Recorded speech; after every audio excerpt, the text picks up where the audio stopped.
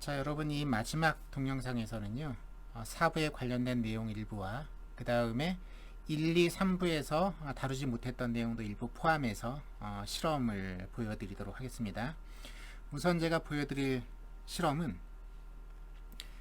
지구라는 거대한 물체가 만드는 중력을 제가 이기는 과정을 두 번 보여드리겠습니다. 하나는 전기력에 관련된 부분이고요. 또 하나는 자기력에 관련된 부분입니다. 자, 전기력 하면 여러분도 기억을 하시겠지만 플러스나 마이너스 전하 사이에 이루어지는 인력, 그 다음에 플러스 플러스 혹은 마이너스 마이너스 사이에 일어나는 청력과 관련된 힘입니다.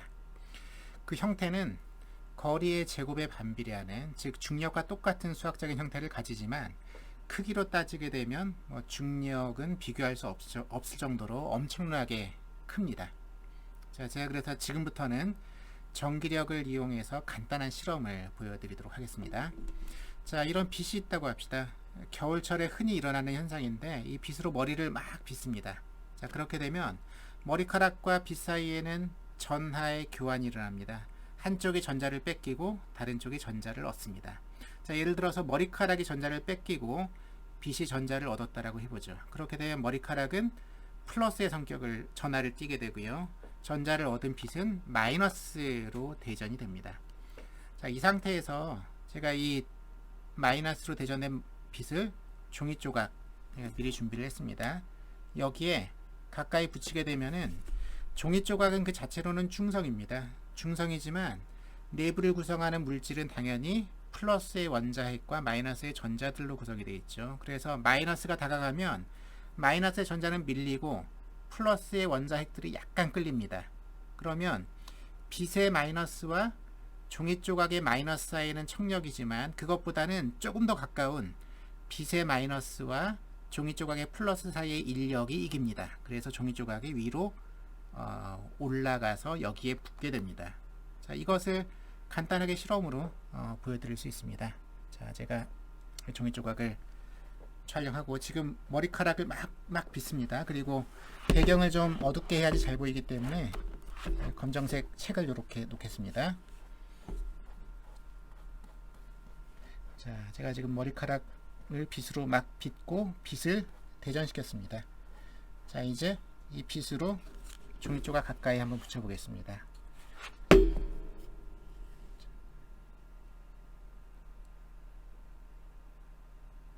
자, 그럼 종이 조각이 위로 달라붙는 것들이 보이죠? 예, 이렇게 달라붙습니다. 이런 식으로. 결국 이 현상은 굉장히 미약한 전기력, 대전된 빛이라고 하는 그 전기력이 종이 조각에 지구라는 엄청난 물체가 일으키는 중력을 이기고 위로 잡아당긴 그 현상입니다. 자, 이게 이제 전기력에 관련된 간단한 실험이었고요. 다음으로는 자기력을 잠깐 말씀을 드리죠. 자기력은 잘 아시는 것처럼 이게 자석들 사이에 작용하는 힘입니다. 그래서 극성이 같으면 당연히 붙지 않고 밀죠. 이렇게 밀쳐버립니다. 반면에 극성이 다르면 끌립니다. 그죠? 그래서 이것도 아주 간단하게 지구를 이깁니다. 얘를 제가 이렇게 세우고 위에서 가까이 다가가게 되면 당연히 위로 붙습니다. 이 작은 자석이 미치는 자기력은 거대한 물체인 중력, 지구의 중력을 간단하게 이기는 겁니다. 자, 이런 자석은 NS극이 있기 때문에 방향성을 가지고 있습니다. 제가 책에 쓴 것처럼 얘를 자르게 되면 똑같은 작은 자석이 2개 생깁니다. 걔네를 또 자르면 자석이 4개가 되는 거죠. 그리고 이것의 기본적인 원인은 자석을 구성하는 원자 단위의 초미니 자석이라고 설명을 했습니다. 즉 원자는 전자가 궤도 운동을 하고 그 궤도 운동은 일종의 전류의 흐름이기 때문에 자석의 성질을 만들 수가 있겠고요. 또는 전자 자체가 가지는 스핀이 자석의 성질을 만드는 주 원인입니다. 그렇게 스핀이 만드는 자석의 성질이 한쪽 방향으로 정렬하게 되면 그게 바로 이와 같은 영구자석이 되는 거죠. 자, 그래서 전기력과 자기력에 대한 설명을 간단하게 드렸습니다. 자, 마지막으로 보여드릴 실험은 광통신에 관련된 겁니다. 광통신. 여러분들 그 제 책 4부에 보시게 되면은 5G 통신에 대한 내용이 나옵니다. 4세대에 비해서 이제 5세대 통신으로 가게 되면은 주파수도 좀 바뀌고요. 대역 폭도 더 넓어지게 되고, 따라서 단위 시간 동안에 전달되는 정보의 양이 훨씬 커집니다. 자, 그런데 이런 무선 통신 말고 아직 정보의 상당 부분, 훨씬 많은 부분은 해저 등에 깔려 있는 광통신을 통해서 전달이 됩니다. 자, 광통신은 한마디로 광통신을 구성하는 광섬유라고 부르는 이런 유리 재질을 통해서, 원래는 빛이 아니라 이제 적외선인데요. 적외선 펄스가 전달되는 현상을 의미합니다. 그런 현상을 이용하는 거죠. 자, 이런 광섬유를 보게 되면은, 광섬유는 굴절율이 보통 한 1.5 부근이고요. 그 다음 바깥쪽은 굴절율이 1.0인 공기입니다.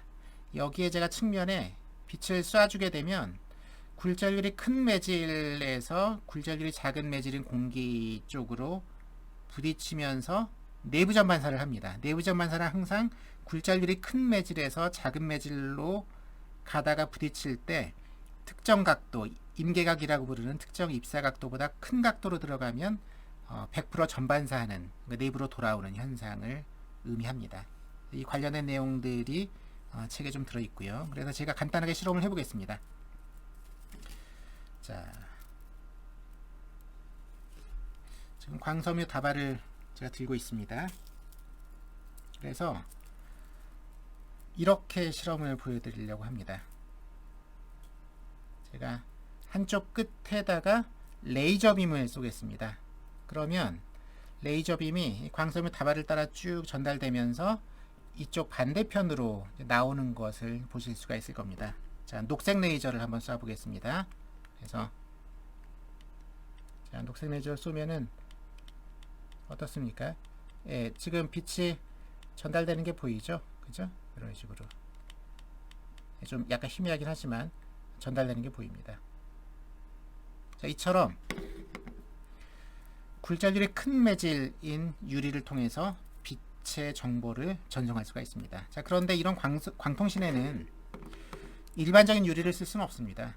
굉장히 순도가 높고, 그래서 빛의 흡수가, 즉 적외선 펄스에 대한 흡수도가 작은 그런 특수한 유리를 사용합니다. 그리고 실제 광섬유의 구조는요, 굴절율이 상대적으로 높은 코어라고 하는 재질의 바깥쪽을 굴절율이 약간 더 낮은 클래딩이라는 유리가 감싸는 그런 구조로 되어 있습니다.